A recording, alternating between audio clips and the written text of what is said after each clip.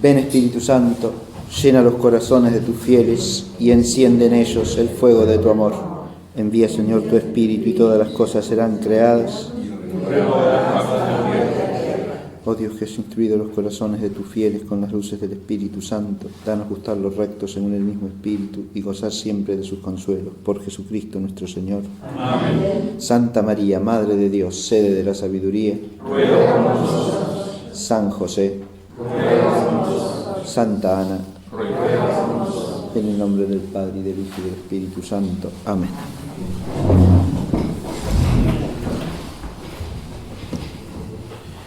Muy bien.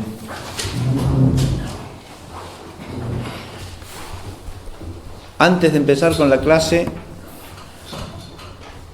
dos cosas. Un preámbulo explicatorio de por qué estoy yo sentado aquí y una fe de ratas.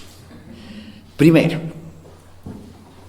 esta clase, según el programa, iba a ser la teología del sacramento de la penitencia, que es la clase que va a dar el padre Gabriel Delgado. El padre no ha podido dar la clase hoy porque tenía reunión de consultores de la arquidiócesis con el nuevo arzobispo designado, a las 11 de la mañana, o sea, en este momento empezando la reunión. Lo que hicimos fue un enroque de clases, digamos. Pasé la cuarta clase, que es la virtud de la penitencia, a hoy. Y a la fecha correspondiente, que es el 30 de junio, pasa la clase del padre sobre la teología del sacramento de la penitencia. Muy bien. Primero. Y lo segundo, la fe de rata, que es una buena penitencia para lo que nos dedicamos a enseñar. La otra clase, estoy seguro de haberme equivocado cuando cité unos textos proféticos que dije de Isaías y son de Jeremías, ¿sí? Cuando cité Jeremías 31, dije Isaías, creo, ¿sí? No Jeremías. ¿Está claro? Quede aclarado, porque yo ahí me distraje, no sé qué me pasó, y después la memoria empieza a acusarlo a uno. Me quedó sonando que había dicho Isaías, y no es Isaías, es Jeremías capítulo 31, ¿sí? Bien, bueno. Aclarado esto, vamos a la clase de hoy, que es sobre la virtud de la penitencia. Vamos a ver primero el tema de la existencia de esta virtud, luego el objeto de la virtud, tanto el objeto material como el formal, luego el sujeto, en quién se da la virtud, en quién debe darse y cuál es el sujeto próximo, o sea, la potencia en que iniere este hábito sobrenatural. Luego veremos la relación de la penitencia como virtud con otras virtudes que son muy próximas a ella o que de las que directamente se puede pensar que la virtud de la penitencia es parte, como es el caso de la justicia o el caso de la religión. Luego vamos a ver la relación entre la penitencia y el temor de Dios. Y por último, dos rasgos o dos notas que hay que atribuirle, dos atributos de esta virtud, que son su sobrenaturalidad y su honestidad, que hay que considerar expresamente porque ambas cosas han sido negadas. Y esas negaciones hoy día también tienen cierta actualidad, entonces vale la pena considerarlas. Bien.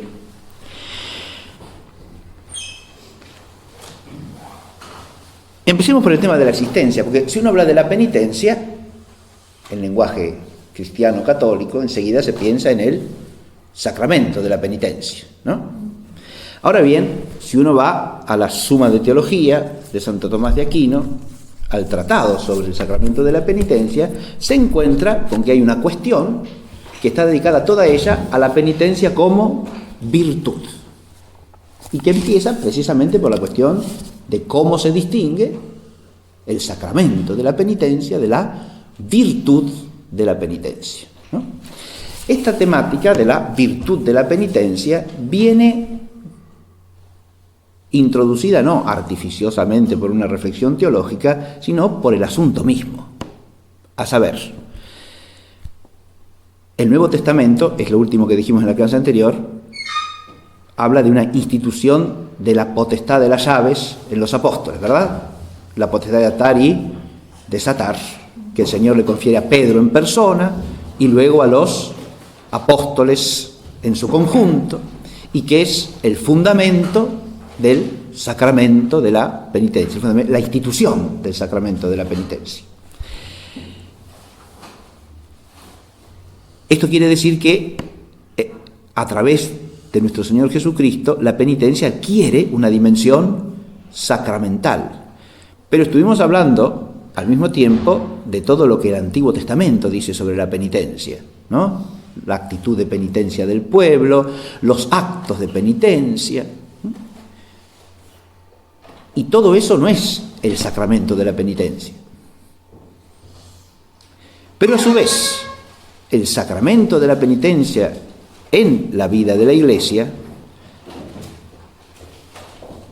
presupone, implica,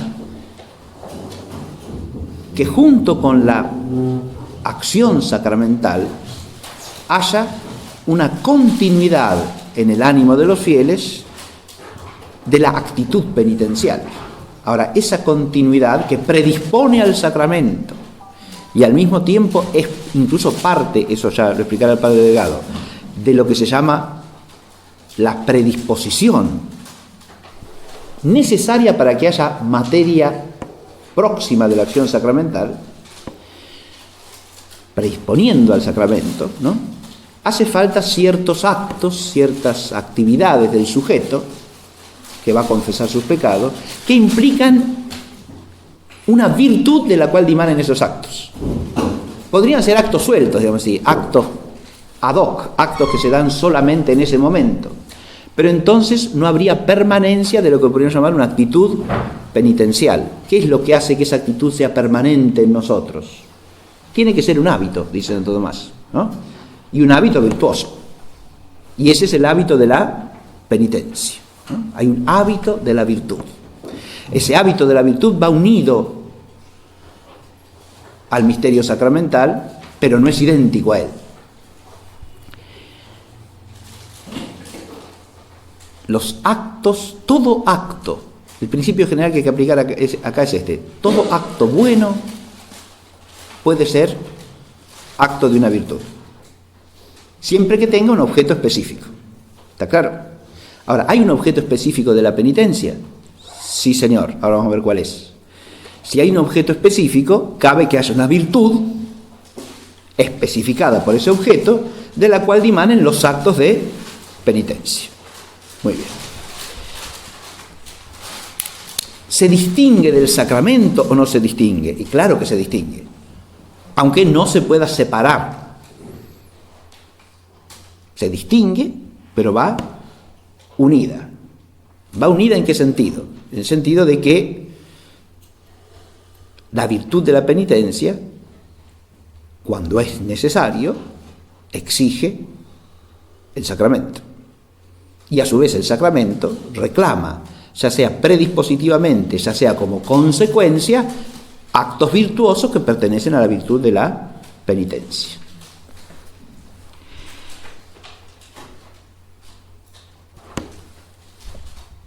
Lo primero que hay que hacer para ubicar esta virtud es distinguirla de lo que podríamos llamar la disposición penitencial en general, que es mucho más amplia que la virtud de la penitencia. Por ejemplo,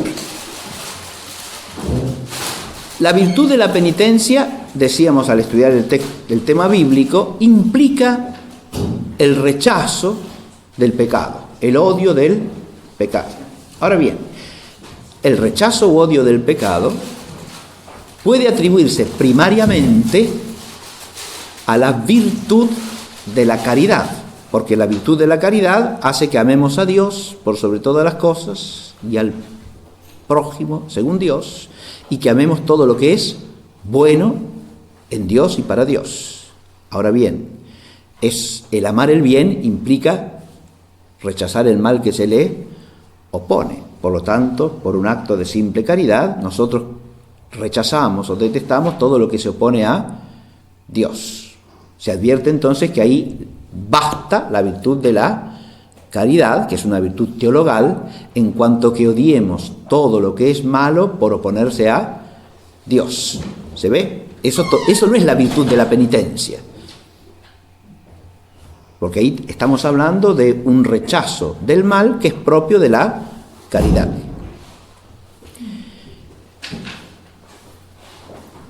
¿También la esperanza como virtud teologal nos predispone a la penitencia o no? Ciertamente. La esperanza, precisamente ¿en qué? Fíjense, recuerden que la esperanza tiene por objeto formal propio a Dios como bien sumo que con certeza se ha de alcanzar con su auxilio. ¿Está claro? La confianza en alcanzarlo a Dios como bien sumo mediante su gracia. Parte de esa gracia implica la misericordia de Dios para con nuestras faltas, ¿sí? Entonces, en cuanto tenemos una disposición esperanzada a recibir el perdón misericordioso de Dios, la esperanza nos predispone a la penitencia. Ciertamente que sí. ¿Se advierte esto? Hay muchos actos predispositivos que pertenecen a otras virtudes. He hablado de la fe, de la esperanza. Al conjunto de todos esos actos predispositivos se lo puede llamar virtud de la penitencia impropiamente, genéricamente. Pero no es de eso que tenemos que tratar, sino de la virtud específica de la penitencia. Pero es importante hacer esta aclaración porque, como siempre en todos los temas teológico-morales, e incluso filosófico-morales, hay que advertir que las virtudes no se dan atómicamente, no se dan como cosas separadas entre sí, que no tienen nada que ver una con la otra, sino que forman un organismo, como suele decirse, ¿verdad? Es decir, tienen unidad orgánica porque cada una de ellas cumple una función particular en el organismo de la vida espiritual, ¿sí? Para seguir con la metáfora. Cada virtud tiene un objeto propio, pero esos objetos tienen relación entre sí, de modo tal que no las podemos separar. Para poner un ejemplo muy sencillo, la fortaleza es una cosa, la justicia es otra. Pero hay ciertos actos de justicia que son imposibles sin fortaleza. Son dos virtudes distintas, sí, pero tienen que actuar solidariamente. Están llamadas a sustentarse la una a la otra. Lo mismo pasa aquí. Entonces, uno puede hablar de actitud penitencial en general para referirse a actos de diversas virtudes teologales o morales, ¿sí? De diversas virtudes sobrenaturales. Pero de lo que tenemos que enfocar es la virtud de la penitencia precisamente. Y para hacer esto, procediendo con método escolástico, lo primero que hay que hacer es identificar su objeto.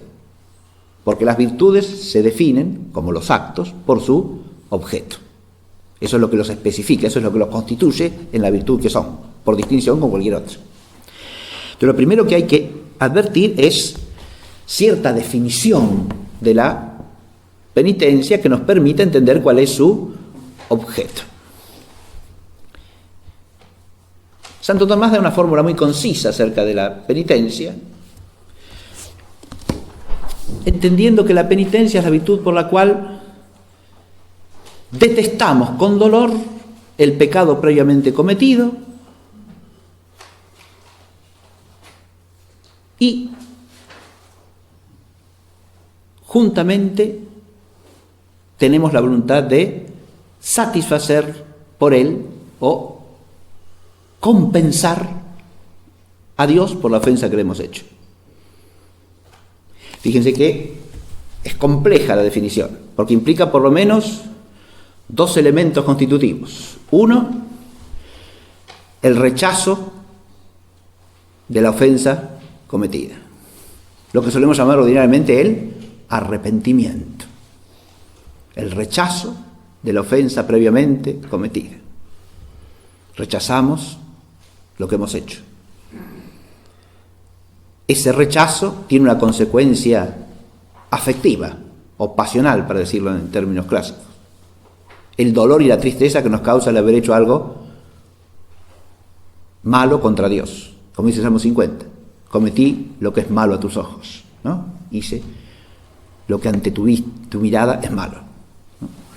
Eso no solo lo reconocemos, sino que nos dolemos de ello porque detestamos, rechazamos ese acto como algo ofensivo en relación con Dios, algo que se aparta de la voluntad de Dios.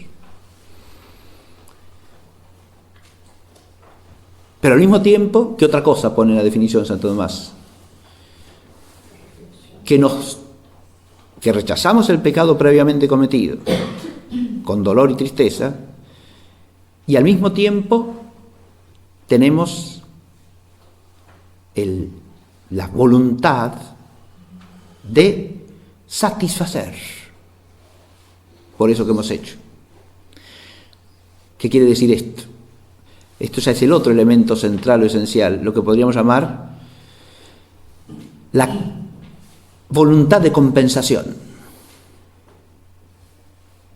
Reconociendo que hemos hecho algo malo, nos reconocemos también merecedores de una pena. Como decíamos la clase pasada, eso está en la Escritura, en muchos textos, ¿sí? Nos reconocemos merecedores de una pena.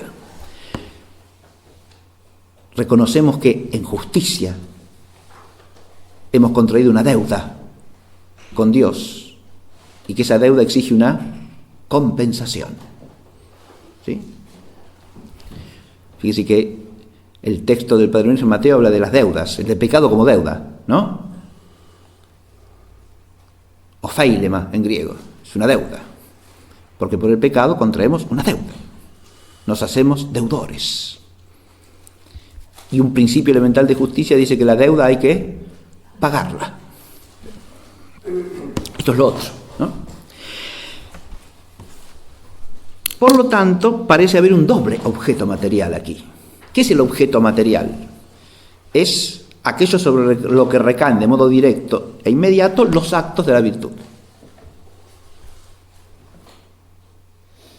El acto de detestar y dolerse, ¿sobre qué recae? Y ahí tenemos el primer objeto material. El pecado previamente cometido. Lo que se llama teológicamente el mal de culpa. ¿Qué es lo que detestamos y rechazamos? Esa culpa que está en nosotros por haber cometido un pecado. Entonces, el primer objeto material es el pecado previamente cometido, en cuanto por él hay en nosotros un mal de culpa que es objeto del rechazo. ¿Sí? Con respecto a este primer aspecto, se plantean una serie de cuestiones. El tratamiento de toda esta temática en Santo Tomás es muy escueto, es muy breve, se reduce a una única cuestión de la tercera parte de la Suma de Teología, ¿sí?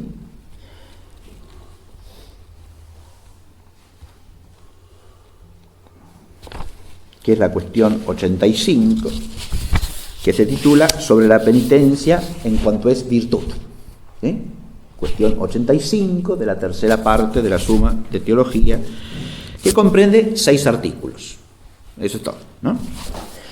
Por supuesto que toda la tradición posterior comenta esto, y hay comentarios más o menos amplios de esta cuestión. La cuestión abarca, en esta edición que yo tengo aquí en la mano, unas pocas paginitas, son 7 páginas, ¿sí? Toda la cuestión. Después hay autores que han tratado esto con amplitud. Dentro de la escuela tomista, por ejemplo, Cayetano en su comentario a la Suma, Soto también se ocupa bastante de la penitencia, pero el comentario más extenso, de lejos de toda la tradición posterior, es el de Francisco Suárez, nuestro amigo del año pasado. Francisco Suárez le dedica al sacramento de la virtud de la penitencia elaborado como comentario de la Suma, ¿no? ¿Se acuerdan cuando decíamos? Todo el grueso de la obra teológica de Suárez es comentario a la Suma de Teología de Santo Tomás. Le dedica un comentario que ocupa un grueso volumen de aproximadamente 600 páginas, que es el tomo 22 de sus obras completas. ¿sí? Así que ahí tienen para entretenerse un largo rato si quieren profundizar en el tema de la virtud como penitencia.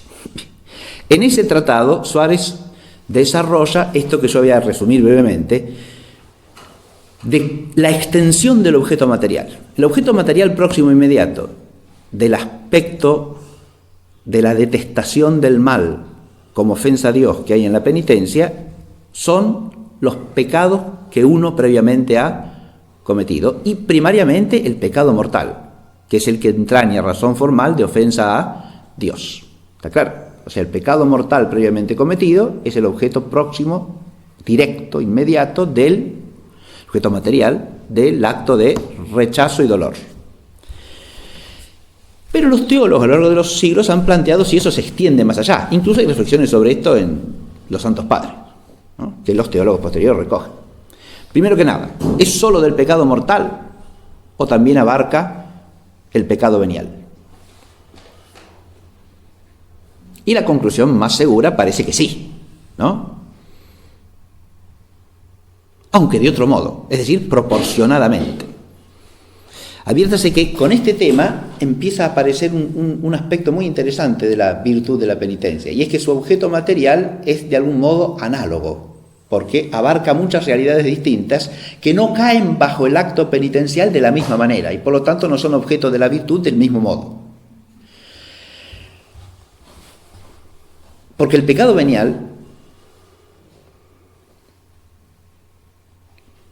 no entraña razón formal de ofensa a Dios en cuanto no nos separa de su voluntad, ¿sí? Es una cierta imperfección, es una cierta falta, pero que no nos aparta de la gracia de Dios.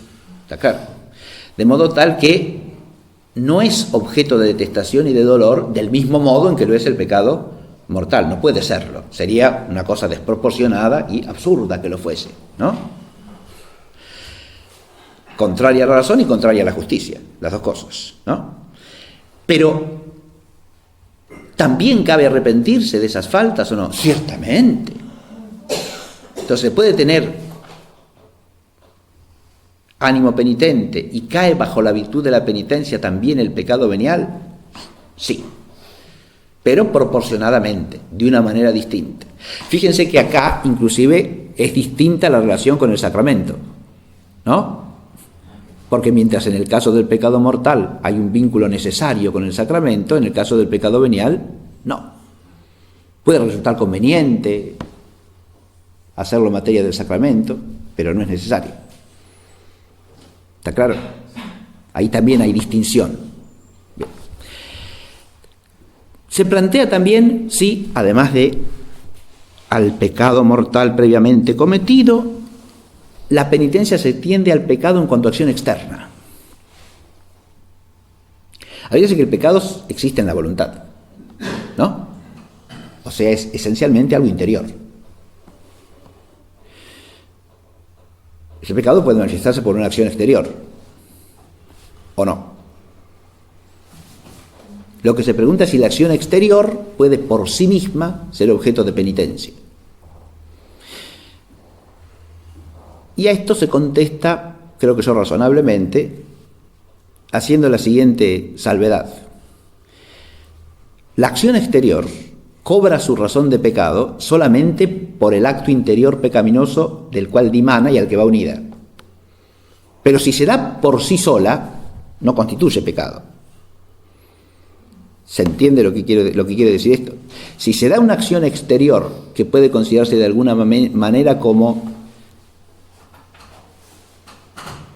algo que de ordinario va ligado a cierto pecado, pero que en este caso no procede de una voluntad de pecado, ese acto por sí solo no puede ser término de penitencia o materia de penitencia porque no es pecado alguno. ¿Se ve?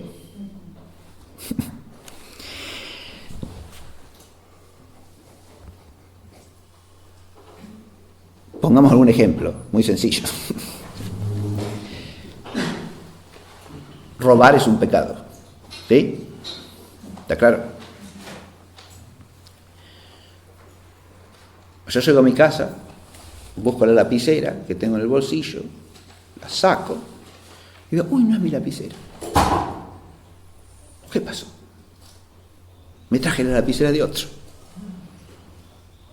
Ahora, una cosa es que yo haya tenido la intención de traerme la lapicera del otro, ¿no? Para quedármela, ahí he pecado, ¿no? Y otra cosa es que estaba mi lapicera, había al lado otra, estábamos charlando en la sala de profesores, yo agarré la lapicera, creyendo que era la mía, me la puse en el bolsillo y cuando llegué a mi casa y quise usarla me di cuenta. El acto externo, ¿qué es? Y que agarré la lapicera de otro, ¿sí? Ahora, eso puede ser materia de la penitencia. Ahora parece que hay que contestar claramente que no, ciertamente, ¿no? Obviamente que la tengo que devolver. En cuanto me di cuenta que no es la mía, en cuanto puedo la devuelvo, ¿no? Ciertamente. Si no, ya empezaría de alguna manera a cometer una falta, ¿no? Pero la acción externa por sí sola no constituye pecado y por lo tanto no puede ser propiamente materia de la virtud de la penitencia. Bien.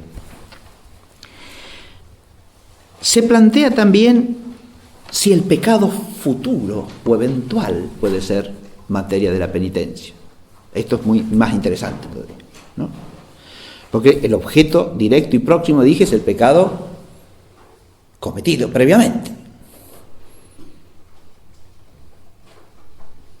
Puede serlo también el pecado eventual por venir.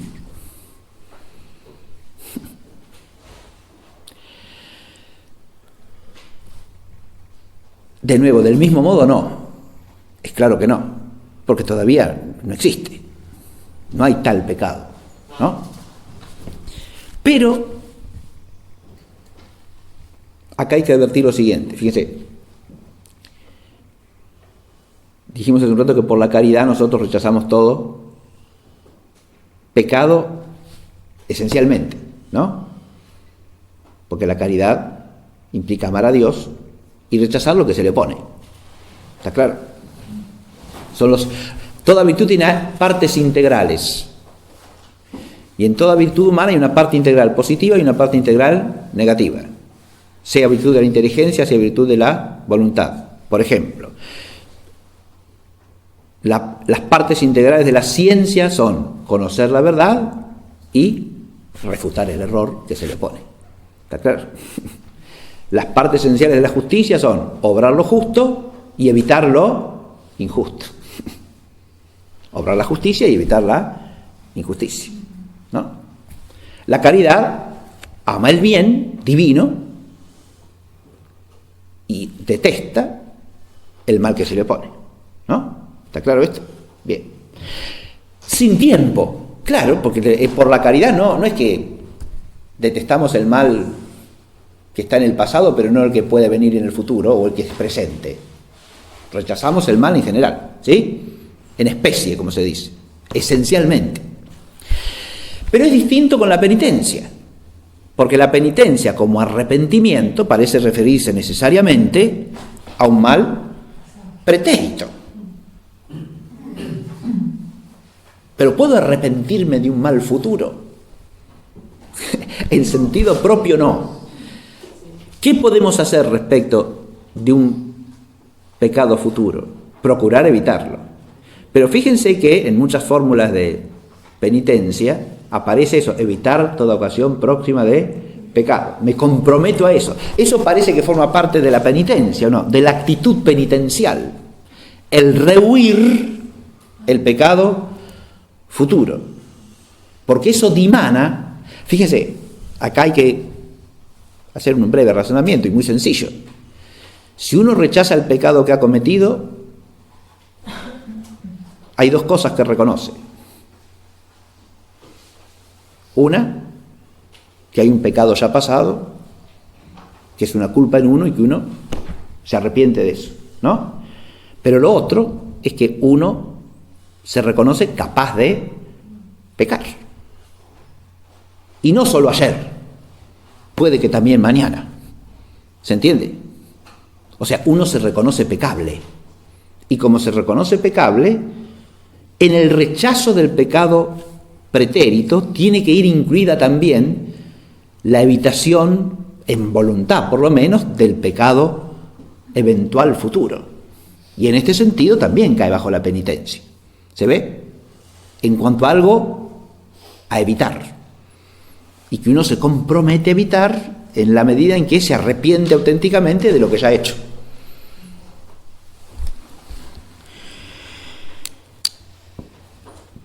Este sería el aspecto preventivo, digamos así, del arrepentimiento, ¿no?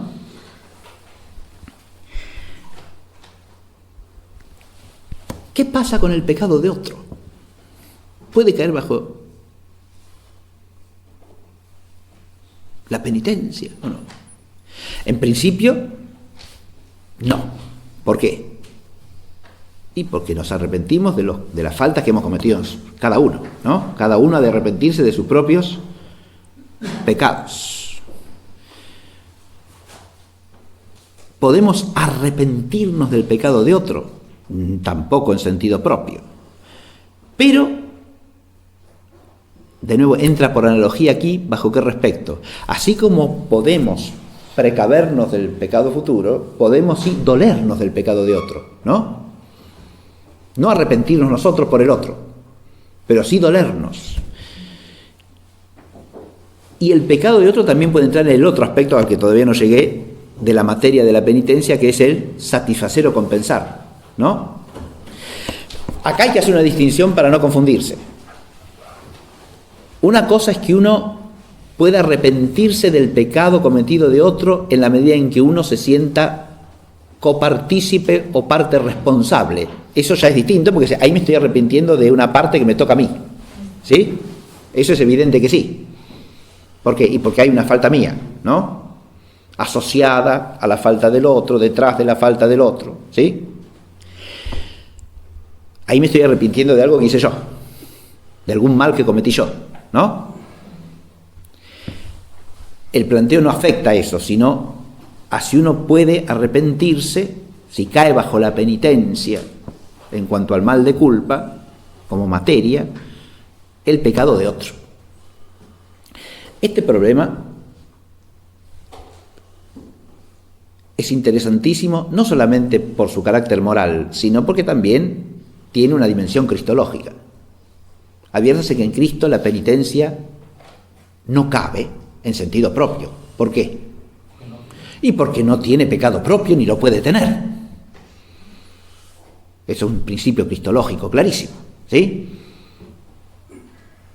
No es una virtud que se pueda atribuir a nuestro Señor Jesucristo, porque no es una virtud de perfectos, es una virtud de perfectibles, es una virtud de pecadores, claro. ¿Puede haber una virtud de pecadores? Y claro que sí. Fíjense que hay virtudes que están asociadas a cierto defecto, ¿no? No son virtudes por el defecto, son virtudes porque su objeto es corregir el defecto, como en este caso. Pero si no hay el defecto para ser corregido, no puede haber en sentido propio esa virtud. Pero sin embargo, se da en nuestro Señor Jesucristo el dolor de los pecados de los hombres, máximamente, supremamente y de una manera inimaginable para cualquiera de nosotros. Porque cuanto más intensa es la caridad, más profundo es el dolor por el pecado. ¿Está claro? Y cuanto más perfecta la justicia, más profundo el ánimo de satisfacer. Hay dos cosas que sí se pueden dar en nuestro Señor Jesucristo. Primero, el dolor por el pecado. Y segundo, el ánimo de compensar o satisfacer. ¿Se advierte? Bajo ese doble respecto sí podemos atribuir penitencia al Señor y también a un cristiano en relación con los pecados de otro. Pero teniendo esta cautela. ¿Está claro? Y digo a un cristiano, en este caso, por participación de ese amor doliente y satisfactorio que se da en Cristo mismo y que puede darse en nosotros en relación con el prójimo. ¿Sí? Ahí hay que ver si eso es propiamente penitencia como virtud, porque falta el objeto próximo, ¿está claro? O sea, el pecado propio previamente cometido. Bien.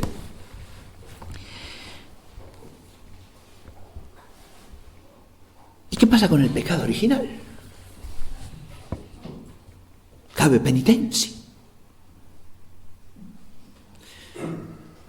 Fíjense que el pecado original no tiene relación con el sacramento de la penitencia. El pecado original se remueve por el bautismo, no por el sacramento de la penitencia. ¿No? Y si ligamos la virtud al sacramento de la penitencia, pareciera que hay que decir que la virtud de la penitencia tampoco puede tener por objeto material al pecado original. Sin embargo, a pesar de que eso en principio es razonable, y uno puede decir, bueno, por otra parte el pecado de Adán no tiene tampoco en nosotros razón de culpa personal, ¿no? Y pareciera que de lo que tenemos que arrepentirnos es de los pecados que hemos cometido como actos nuestros, ¿no? De modo tal que la penitencia sería del acto de pecado y no del hábito del pecado original que está en nosotros en virtud de la culpa de Adán. Sin embargo, ¿cabe que detestemos de alguna manera como propio el pecado de Adán? Y sí, porque la culpa de Adán también está en nosotros.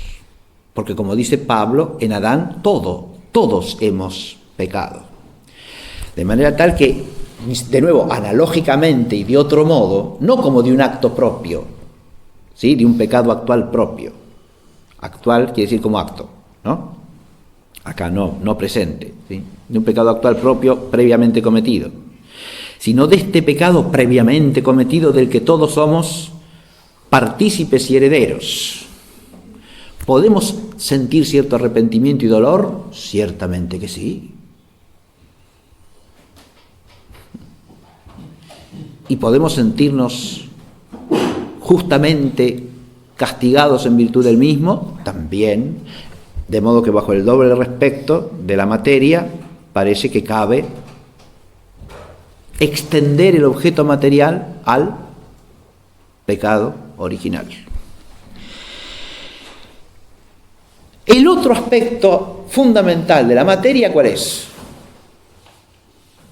El que hace no al mal de culpa que ha de ser detestado y que es término de dolor y tristeza, sino al mal de pena que ha de ser querido. Al revés. El mal de culpa lo rechazamos, ¿no? Pero el mal de pena que compensa la culpa que hemos contraído y el reato de la culpa, el reato es lo que remueve la penitencia satisfactoria, ¿no? La pena que asumimos como justa compensación por la falta. Eso lo queremos, ¿o no? Eso no lo rechazamos. Esa es la materia que queremos, ¿sí? Hay una doble materia, o un doble objeto material, porque hay un objeto material rechazado y hay un objeto material querido. Son dos actos distintos de la voluntad, pero que se unen en la totalidad de la virtud de la penitencia, ¿no? Este otro aspecto de la materia, ¿cuál es? Precisamente la pena compensatoria, ¿verdad? Por un lado, el objeto material es el pecado previamente cometido, el mal de culpa que se rechaza y del que nos dolemos, ¿no? Y por otro lado es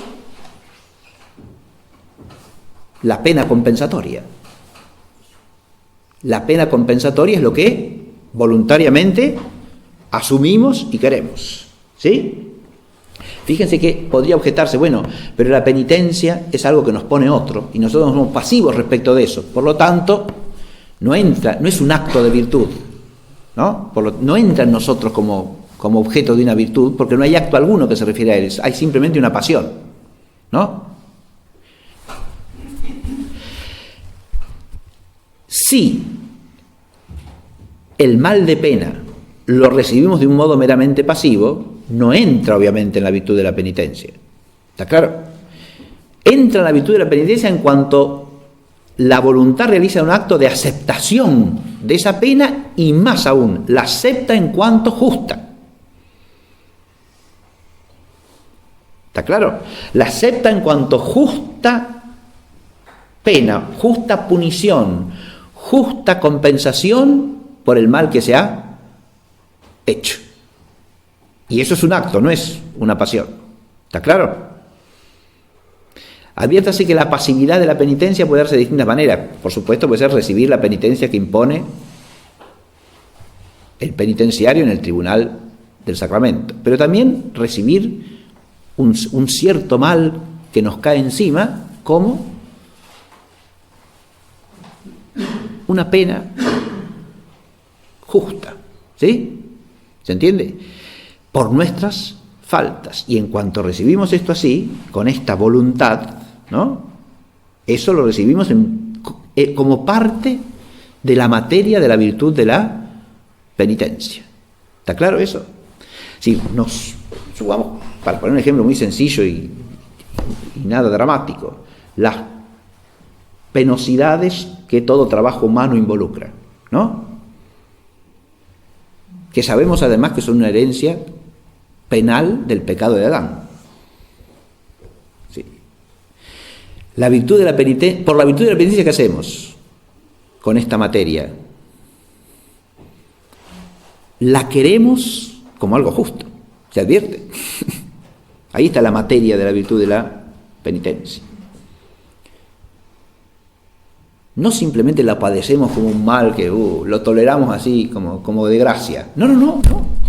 Eso ya no sería ánimo penitencial, ¿sí? Podría ser cierta paciencia en todo caso, pero la virtud de la paciencia no tiene nada que ver con la penitencia. ¿Se ve? Uno puede pacientemente tolerar un mal que lo aflige como algo que es totalmente ajeno, que a mí que no me va ni me viene nada y la ligo de rebote, me cae encima, bien, puedo ser paciente respecto de eso. Pero si es un mal que uno puede ver como asociado a una culpa, ¿sí? Y como pena satisfactoria por la misma, entonces ya lo quiere, no lo tolera, lo quiere como un bien, ¿sí? Porque es parte de qué bien, y del bien de la penitencia. Muy bien.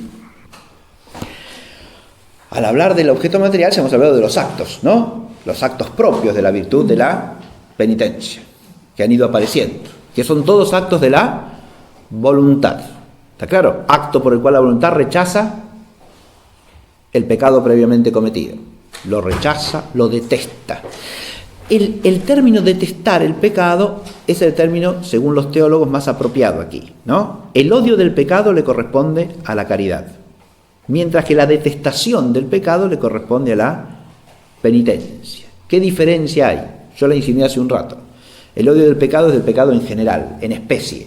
En cambio, la detestación es de tal pecado que yo he cometido y en cuanto ese pecado es ofensa a Dios. ¿Está claro? Cometida por mí. Esa es la detestación. Y ese es el acto propio de la virtud de la penitencia. No es que solamente odio la injusticia, detesto esta injusticia que yo he cometido ofendiendo a Dios. Ahí tenemos la detestación. ¿Se ve?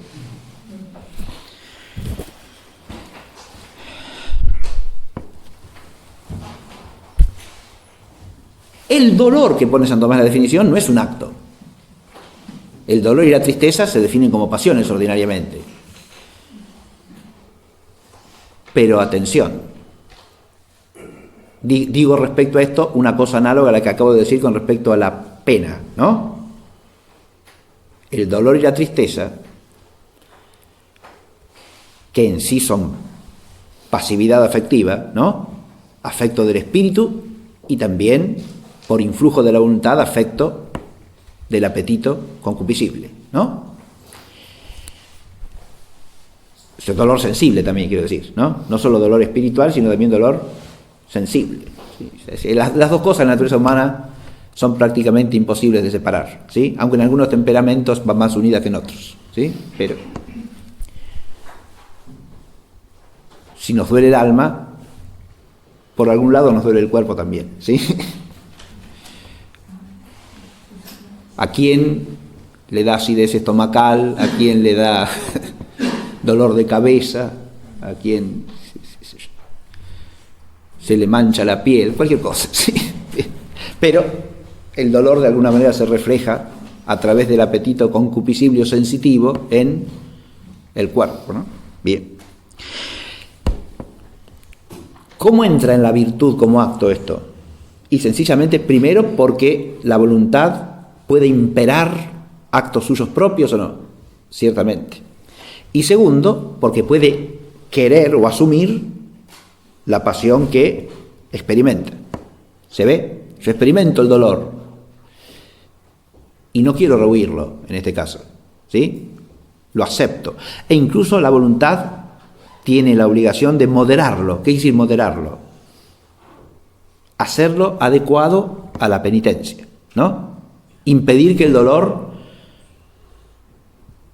sea tan extremo que lleve a la desesperación, por ejemplo, ¿no? O que la tristeza sea tal que lleve a la melancolía y a la destrucción de la propia existencia. ¿Se entiende? ¿Quién hace eso? Y la voluntad.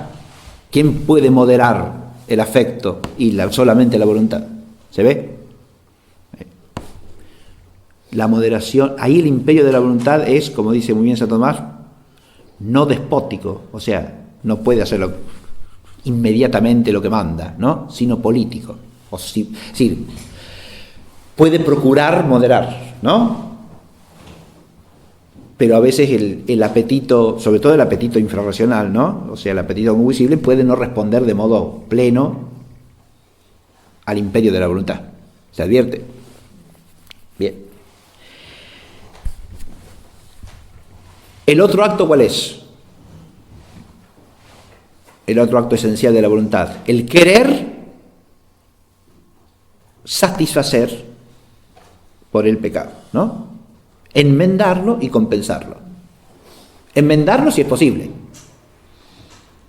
¿Qué decir enmendarlo? Reparar el daño causado, ¿no? El otro día leímos un texto del Antiguo Testamento que mandaba eso, ¿no? Enmendar el daño causado.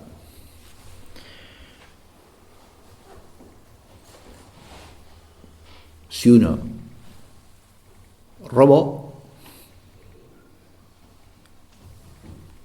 la voluntad satisfactoria que implica el devolver lo que se ha robado, ¿sí? Si uno injurió, la voluntad satisfactoria que implica, claro, revertir la injuria, ¿no? ¿Está claro? Si uno difamó, lo mismo, etcétera, ¿no? Pero además de enmendar, compensar con la aceptación de la justa pena. ¿Se advierte?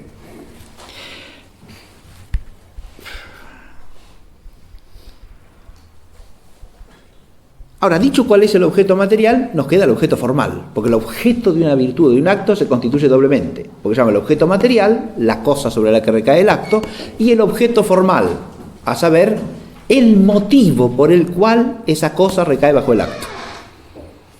La razón formal es, en este caso, en el caso de un acto de la voluntad, el motivo por el cual esa cosa cae bajo el acto de la voluntad.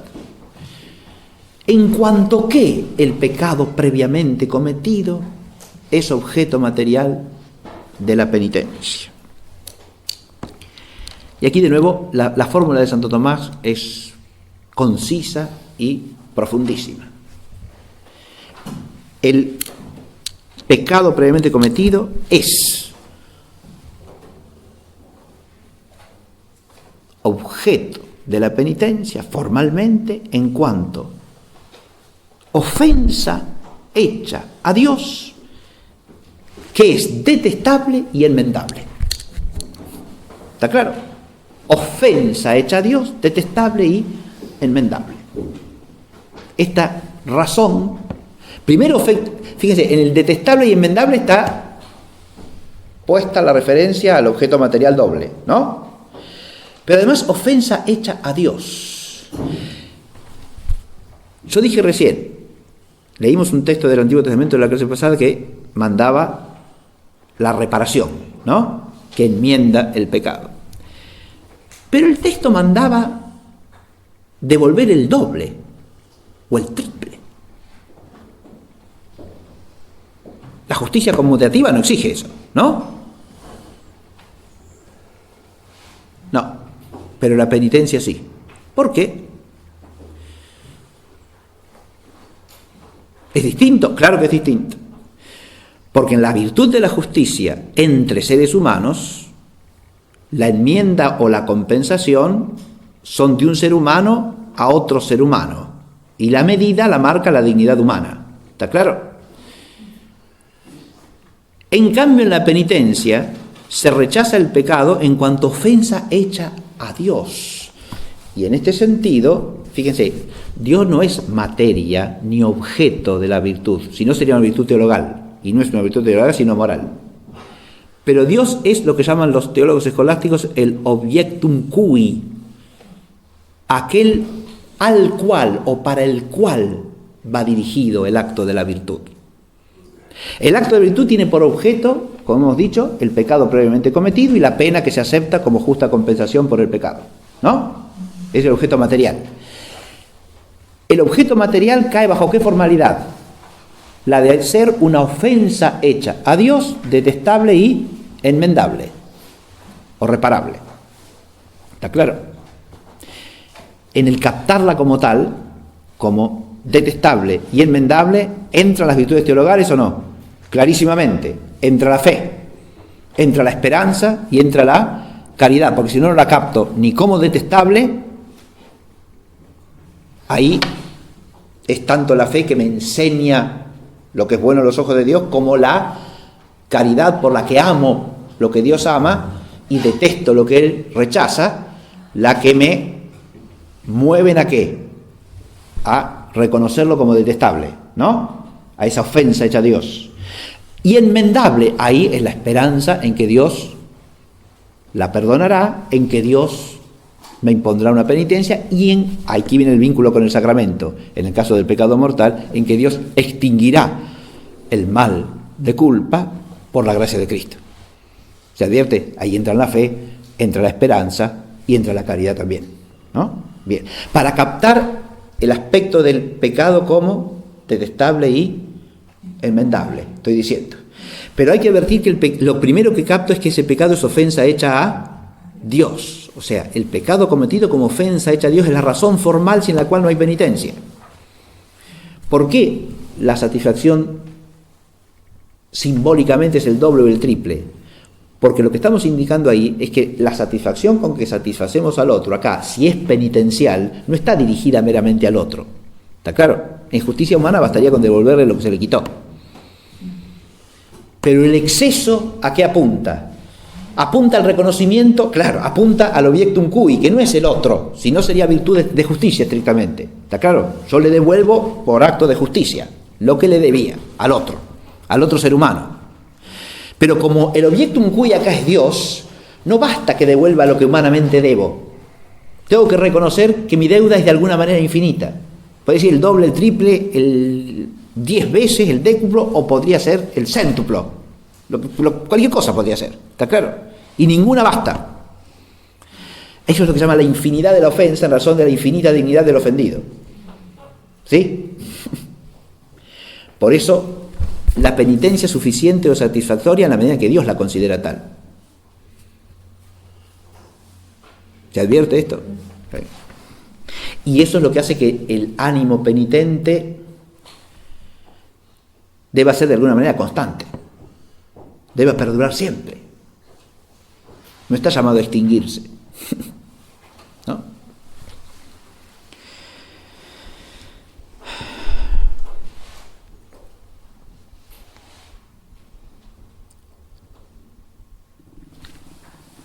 Esta razón formal, que es la propia de la penitencia, está conectada con otras. Y eso ya queda dicho, ¿no? Una cosa es la razón formal de la justicia, que es la razón del débito en relación a otro.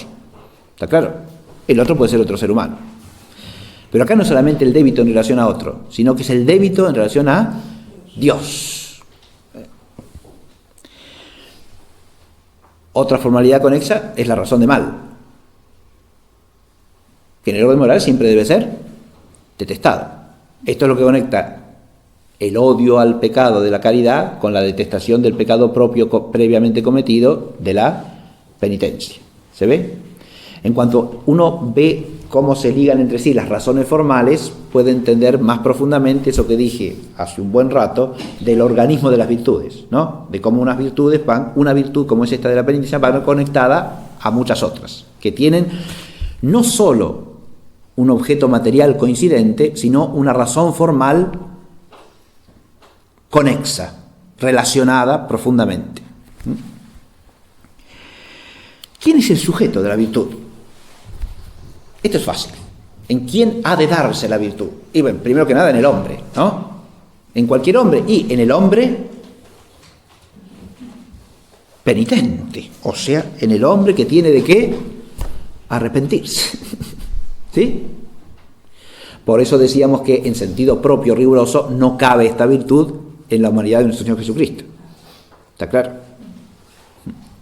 En el hombre penitente. Ahora, ¿en qué potencia del hombre penitente? Eso también ya está dicho con toda claridad, por lo menos de modo implícito.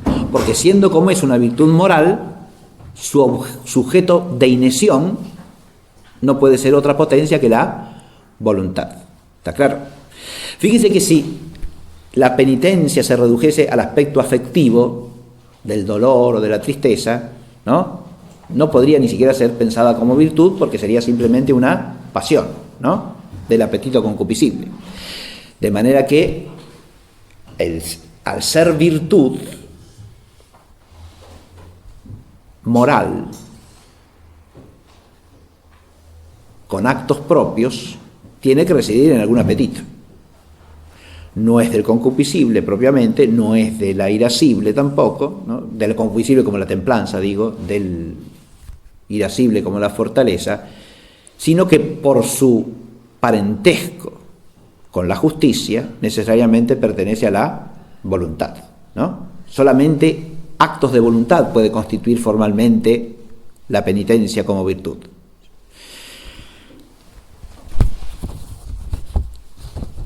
No es tampoco solo de la inteligencia, obviamente. La inteligencia interviene, como en todo acto de la voluntad, como predispositiva en cuanto al conocimiento. Recordemos que la inteligencia siempre le da a la voluntad el conocimiento o el discernimiento del bien y del mal, ¿no?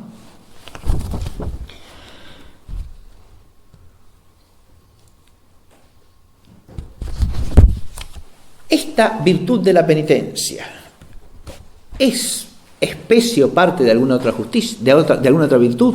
Santo Tomás contesta afirmativamente esto y sostiene que la virtud de la penitencia es parte de la virtud de la justicia. Es una especie de justicia. Recordemos que la justicia es la virtud por la que le damos a otro lo que le debemos, ¿sí?, para definirla sencillamente. Es la virtud porque se le da a otro lo que se le debe.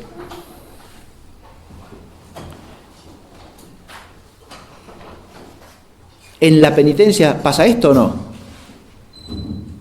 ¿Le debemos a Dios el arrepentimiento por nuestras ofensas contra Él? Sí, Señor. ¿Le debemos la reparación en la medida posible? Sí, Señor. De manera tal que es una cierta justicia la virtud de la penitencia. ¿Es cualquier justicia? No. ¿Por qué? Esto ya lo veíamos en la clase pasada, ¿no? Y lo acabo de decir hace un rato.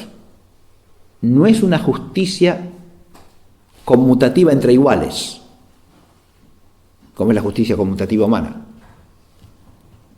Porque acá, fíjense, cuando hay justicia siempre hay relación a otro, lo que se llama la razón de alteridad de la justicia, el ad alterum. Se le debe a quién, a otro, ¿no? Se le debe a otro. Pero acá el otro no es otro ser humano, el otro es Dios. Entonces no es una justicia horizontal esta, ¿sí? Es una justicia donde uno y el otro no son simétricos, no son iguales, no son pares, sino que son dispares. Eso ya puede darse entre seres humanos, pero con la misma dignidad esencial, aunque tengan disparidad de autoridad, por ejemplo, ¿no?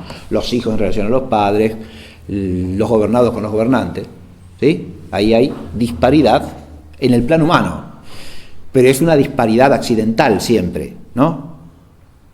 En cambio acá lo que hay es disparidad de dignidad esencial entre el uno y el otro, porque uno es un ser humano y el otro aquí es Dios, ¿no? Eso implica que es una justicia secundum quid, no simpliciter dicta. Es justicia bajo cierto respecto y de un modo peculiarísimo, el modo en que la justicia puede darse del hombre para con Dios, ¿sí? Que es una justicia siempre imperfecta, ¿no? Lo mismo pasa con la virtud de religión.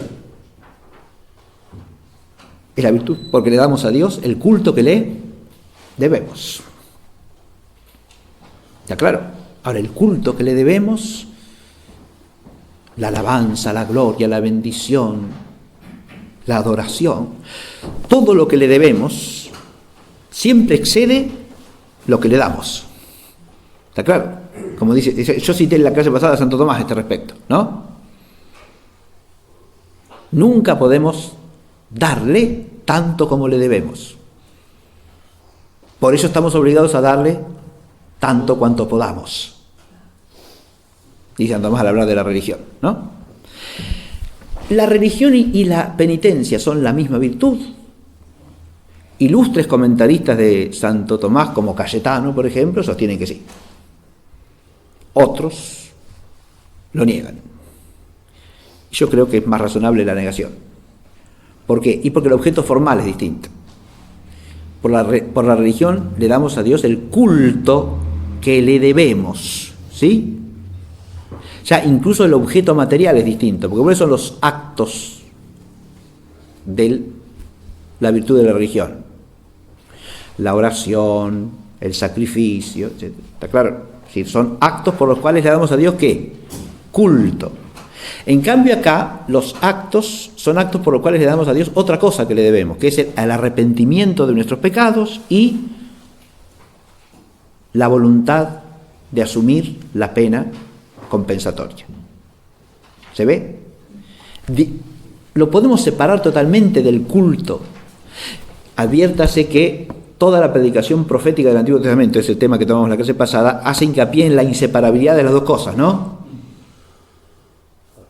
Y si ahora vamos a leer, para terminar la clase, el Salmo 50 completo, y hacia el final del Salmo se dice, no es sacrificio ritual lo que tú quieres, si te ofreciese un holocausto no lo querrías. Mi sacrificio es un espíritu contrito, un corazón contrito y humillado, tú no lo desprecias. Señor, sé benévolo en tu favor para con Sión, reconstruye las murallas de Jerusalén, entonces te serán aceptos los sacrificios rituales, ofrendas y holocaustos, sobre tu altar se inmolarán novillos. Fíjense ustedes que ahí el salmista está poniendo en relación las dos cosas, ¿no? Religión y penitencia. Y lo que dice es que no debe darse una sin la otra, ¿no? Desde este punto de vista, tiene alguna razón Cayetano en cuanto podemos considerar a la penitencia como un cierto acto de culto interior, ¿no? A los actos de un corazón contrito y humillado. Mi sacrificio es un espíritu contrito, dice el salmista, ¿no? Ahí está uniendo, está concibiendo al ánimo penitente como una víctima sacrificial, ¿sí? Mi sacrificio es un espíritu contrito. Pero este profundo vínculo no impide la distinción. ¿Está claro? Una cosa es el acto penitencial y otra cosa es el acto de culto. En la misma liturgia eucarística, ¿no? Nosotros tenemos al comienzo una acción penitencial, ¿no? Esa acción que en el rito nuevo se convierte en una acción pública, en el rito romano antiguo es una acción privada de los que están subiendo hacia el altar, ¿sí? El celebrante y los acólitos, que rezan en voz baja el acto penitencial, ¿no? Pero es un acto predisponente al culto en virtud de esto que dice el Salmo 50, ¿no? Hay que entrar al sacrificio o al acto de culto con el espíritu limpio, contrito y humillado. Y esto tiene que ver aún con, fíjense que leíamos también en la clase pasada, textos en los cuales se habla de el sacrificio por la falta hecha sin advertencia, ¿no? Por la falta hecha sin advertencia. La falta hecha sin advertencia no es pecado propiamente, ¿no? Pero para acercarse a Dios en el culto, parece que ni eso tenemos que tener. Claro, no, y lógico, cuanto menos tengamos de falta o de defecto, más grato será el culto, ¿no? Y presumir de que podemos entrar al culto de cualquier manera sería una ofensa a Dios de nuevo, ¿no?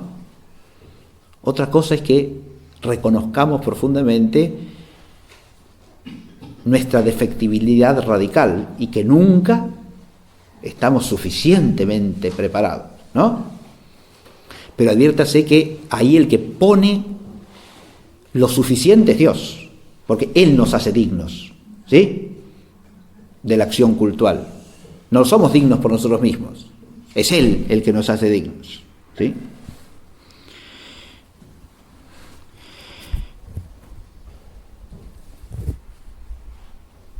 Santo Tomás dedica uno de los artículos de la cuestión a la relación entre la penitencia y el temor de Dios. Fíjense que este es otro tema también de raíz bíblica. En el Salmo de Profundis, ¿no?,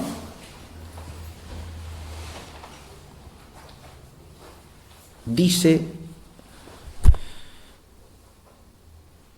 de lo más hondo te invoco, Señor, Señor, escucha mi voz, estén tus oídos atentos al clamor de mi plegaria. Si tienes en cuenta los delitos, Señor, ¿quién podrá estar en pie?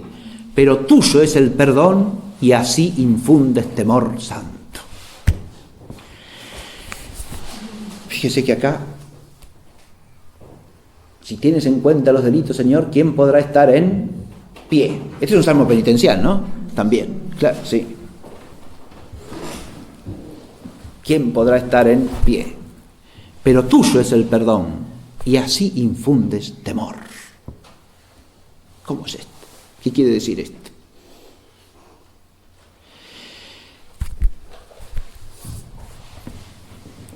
Según Santo Tomás, el temor entra en relación con la virtud de la penitencia en dos aspectos, o bajo dos aspectos. Es una primera predisposición movente y una última predisposición momente bajo dos aspectos distintos. Lo primero como temor servil y lo otro como temor filial. Voy a leer, este texto sí lo voy a leer para comentarlo brevemente, y dice así.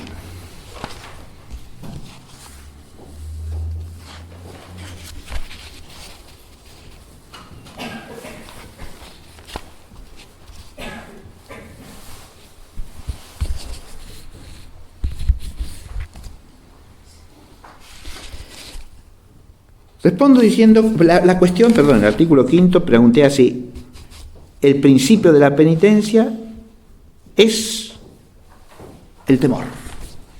O sea, sí, el temor tiene razón de principio movente de la penitencia. Respondo diciendo que de la penitencia podemos hablar de dos maneras. De una en cuanto al hábito. Y en tal caso, debemos decir que es infundido por Dios inmediatamente, sin que nosotros obremos principalmente. Pero no, sin embargo, sin que dispositivamente cooperemos de nuestra parte por algunos actos. De otro modo, podemos hablar de la penitencia en cuanto al acto por el cual, operando Dios, cooperamos en la penitencia. Fíjense cómo Santo Tomás destaca acá que, eso sí, es el texto de Jeremías que decíamos la clase pasada, ¿no? Hazme volver para que vuelva, ¿no? Santo Tomás acá enfatiza la acción principal de Dios en la penitencia. Porque esto tiene que ver con el último punto que yo puse aquí en el esquemita, que es la sobrenaturalidad de la virtud de la penitencia. ¿Se entiende? Si es una virtud sobrenatural, es una virtud que depende de la gracia de Dios, y en la cual nosotros ponemos actos con los cuales cooperamos con lo que hace Dios en nosotros. Sí. Por eso ese versículo de Jeremías es una buena jaculatoria penitencial, ¿no? ¿Sí?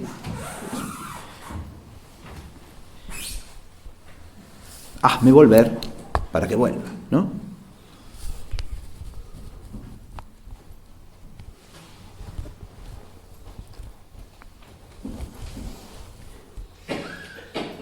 El primer principio de los actos, dice Santo Tomás, es la operación de Dios que convierte el corazón. La acción de Dios que nos da la gracia de la conversión, está diciendo, ¿no? ¿Se ve? El segundo acto es el movimiento de la fe. El tercer acto es el movimiento del temor servil, por el cual nos retraemos de los pecados por temor al suplicio. El cuarto acto es el movimiento de la esperanza, por el cual, bajo la esperanza del perdón que se ha de conseguir, asumimos el propósito de la enmienda. El quinto acto es el movimiento de la caridad, por el cual desagrada a alguno el pecado que ha cometido, y no ya en virtud de los suplicios, sino en razón del pecado mismo. El sexto acto es el movimiento de temor filial, por el cual, por reverencia a Dios, alguien ofrece a Dios su enmienda voluntariamente. De donde resulta que el acto de la penitencia procede del temor servil como de primer movimiento afectivo que ordena a él, y del temor filial como de principio próximo e inmediato. Muy bien. Acá ha hecho Santo Tomás un análisis breve pero complejísimo, ¿no? Porque adviértase que son 6 actos que ha mencionado. 1 de Dios, 5 nuestros, ¿no? De esos 5, 3 corresponden a las virtudes teologales, ¿o no? Y los otros 2 son movimientos de temor. ¿Está claro? Si los ordenamos un poco, ¿sí? De esos 5, porque fíjense, después de la gracia de Dios que convierte, ¿no? Viene el primer acto nuestro, que dice Santo Tomás, segundo acto es el movimiento de la fe. La primera virtud que interviene es la fe. ¿Por qué? La fe nos mueve a la penitencia. Y porque la fe reconocemos a Dios como verdad primera y creemos todo lo revelado por Él. ¿Hace falta la fe para la penitencia? Y por supuesto, es el primer movimiento nuestro que nos lleva a la penitencia, es la fe. ¿Sí? Sin el acatamiento de la verdad plena de la revelación, no podemos discernir entre lo que es bueno y lo que es malo, entre lo que agrada a Dios y lo que le ofende. ¿Se ve? Bien. Segundo movimiento, el segundo movimiento nuestro, o sea, el tercer acto, es el movimiento del temor servil, ¿no? Porque creyendo a Dios verdad primera, ¿no? ¿Tememos a qué? Dice acá Santo Tomás. Al rechazo de Dios, ¿sí? Y al castigo que nos corresponde por el mal que hemos hecho. Ese es el temor que llama aquí servil, ¿no? Después entran las otras dos virtudes teologales, ¿o no? Con sus actos propios. La esperanza del bien del perdón que nos vendrá de la misericordia de Dios, y la caridad por la cual rechazamos la ofensa, no ya en cuanto al suplicio, sino por sí misma, dice Santo Tomás, ¿no? Detestamos el mal mismo que hemos cometido. Eso por la caridad. Fíjense que la caridad nos predispone más profunda y próximamente a la penitencia que la fe, ¿no? La fe sola es un principio suficiente, pero no completo, diríamos, ¿no? Porque la esperanza en el perdón de Dios y la caridad que nos hace detestar el pecado como pecado, ¿no?, nos predisponen mucho más próximamente ¿a qué? A ese temor filial, ¿no?, que es, como dice Santo Tomás, el motivo próximo, el movente directo que nos lleva a la penitencia, que es el temor filial, o sea, el temor propio del Hijo, ¿no?, que lo que no quiere es ofender al Padre, ¿no? No quiere herir su relación con el Padre.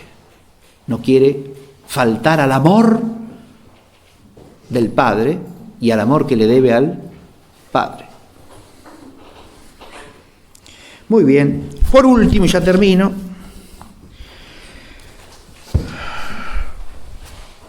la honestidad y la sobrenaturalidad. ¿A qué se refiere esto? ¿Es honesta la virtud de la penitencia? ¿Cómo se le puede ocurrir a alguien preguntar esto? ¿Es honesta? ¿Es una cosa buena, honesta, laudable?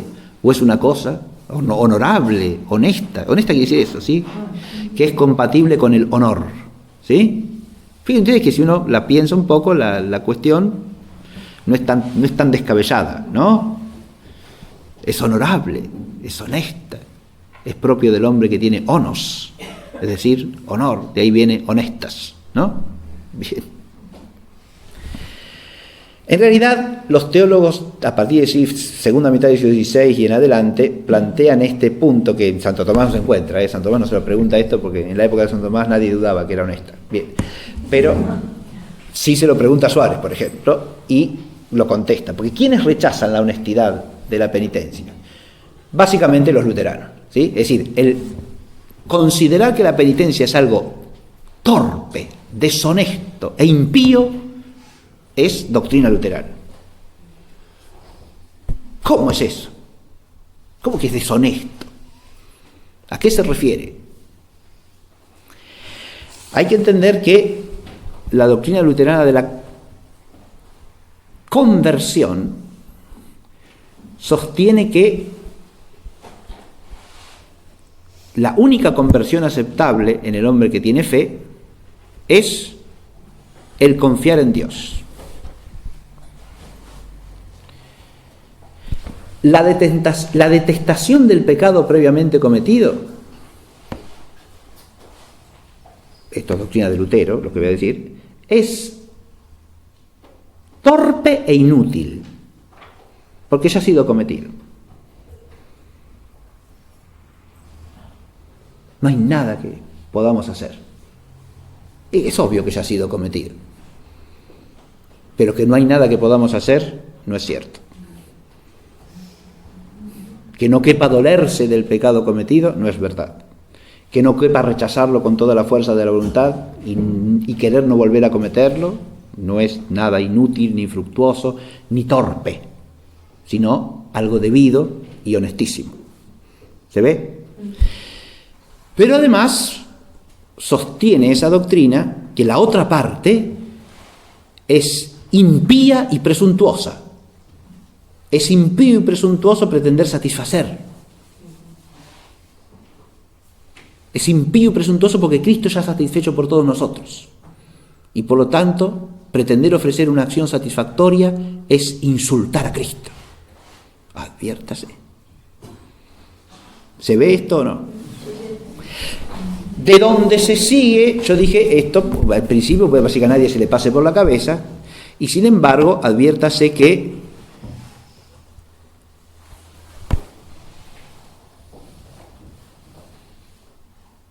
quizá es la difusión de estas ideas más allá del ámbito propiamente luterano lo que genera cierta falta de espíritu penitencial aún en nosotros.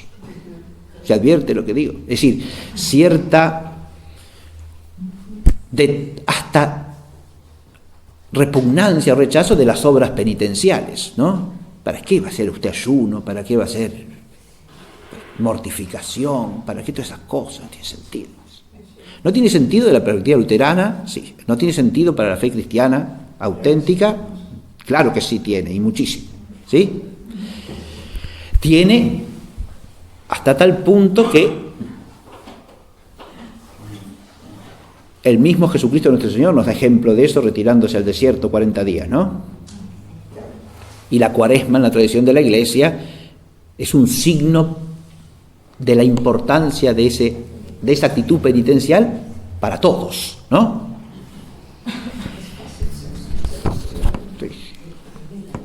Entonces, ¿está claro esto? Y el otro error es el error, de esto se podía profundizar más, pero suficiente. El otro error es la sobrenaturalidad, el rechazo de la sobrenaturalidad. Eso es propio de los pelagianos, digamos.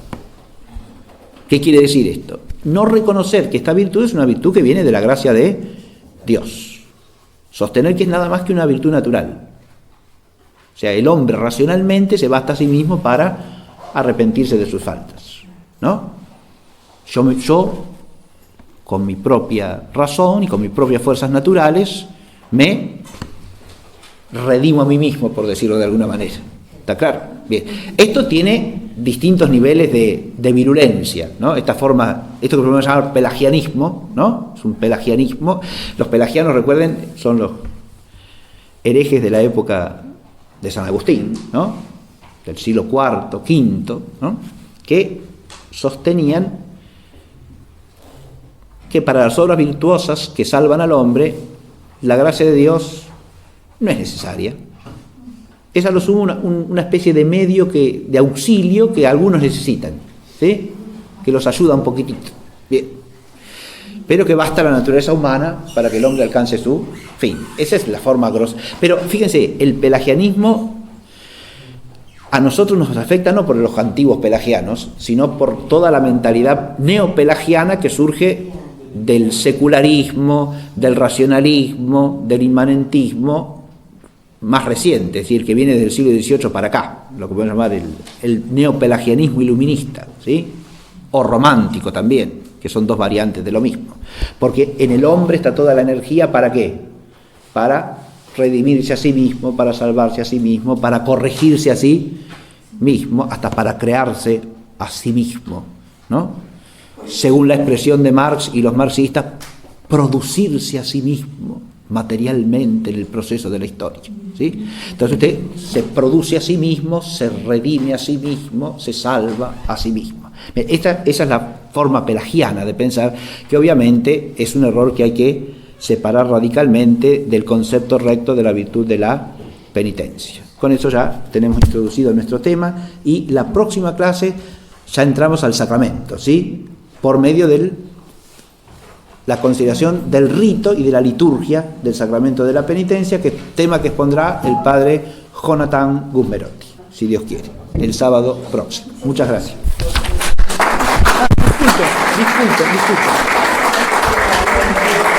Disculpen. Quería eso, el Salmo. Leo el Salmo. Discúlpenme, me olvidé porque es me voy con una falta, si no. Prometí que al final leía el Salmo y no lo leí. Leo el Salmo y nos vamos, ¿sí? El Salmo 50. Sí, lo dije en parte, pero nada más que 2 versículos dije de memoria. No, el Salmo 50 habría que dedicarle una clase entera de este curso, pero no hay manera, no. Una clase, porque es un salmo, es el salmo penitencial por excelencia, recuerdan ustedes, ¿no? El miserere, ¿no? Claro, sí, de los viernes, actualmente el de los viernes, en el oficio divino monástico antiguo, todos los días en laudes se dice el salmo, todos los días sin excepción. Las laudes empiezan con el miserere, infaliblemente, ¿sí? Que además, el salmo, ¿cómo? Las laudes es la oración de la mañana, ¿sí?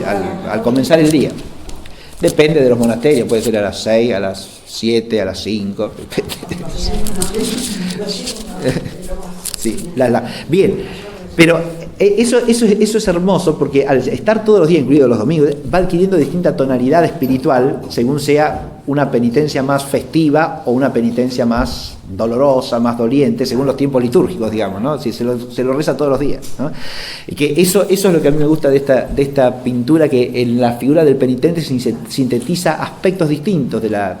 porque eso es un tema que no dije, ¿no? Pero implica dolor la penitencia, pero también implica gozo, dice. Suárez trata ese tema muy lindo, porque obviamente del pecado cometido hay dolor, pero de la reconciliación, de la penitencia y de la posibilidad de satisfacer la pena hay gozo, porque eso es un bien, ¿sí? O sea que se unen las dos cosas.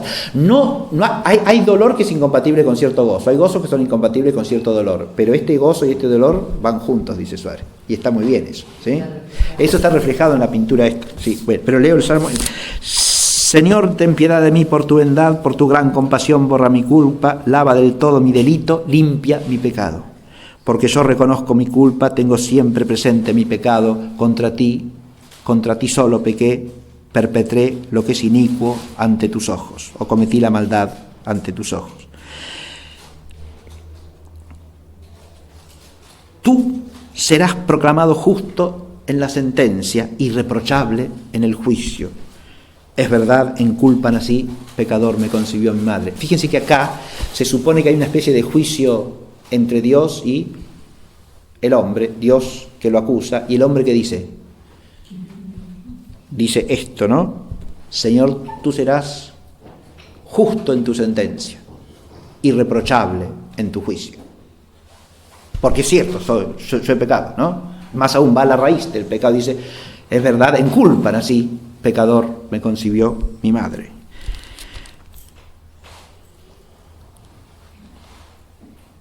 Tú quieres sinceridad en lo interior y en lo íntimo me infunde sabiduría. Rocíame con hisopo y quedaré limpio, lávame, quedaré más blanco que la nieve. Hazme oír el gozo y la alegría, que se alegren mis huesos quebrantados. Ahí está el gozo, ¿no? Hazme oír el gozo y la alegría, que se alegren mis huesos quebrantados. Y ahí está además cómo el dolor y el gozo van juntos, ¿no? Que se alegren mis huesos quebrantados. Aparta de mi pecado tu vista, borra en mí toda culpa. Crea en mí un corazón puro, renueva por dentro con espíritu firme. No me arrojes lejos de tu rostro, no retires de mí tu Santo Espíritu. Acá está claro cómo toda la conversión y la penitencia es fruto del Espíritu de Dios que Dios infunde en nosotros, ¿no? Devuélveme la alegría de la salvación, afiánzame con espíritu generoso, enseñaré a los extraviados tus caminos, los pecadores volverán a ti. Ahora el pecador arrepentido se convierte en nuncio de la bondad de Dios, ¿no? Y del perdón de Dios. Líbrame de la sangre, oh Dios Salvador mío, y cantará mi lengua tu justicia. Señor, tú abrirás mis labios y mi boca proclamará tu alabanza. Señor, no es sacrificio lo que tú quieres, si te ofreciese un holocausto no lo querrías. Mi sacrificio es un espíritu quebrantado, un corazón contrito y humillado, tú no lo desprecias. Señor, sé benévolo en tu favor para con Sión, y reconstruye las murallas de Jerusalén. Entonces serán aceptos los sacrificios rituales, ofrendas y holocaustos. Entonces sobre tu altar se inmolarán novillos. Muy bien, ahora sí, gracias.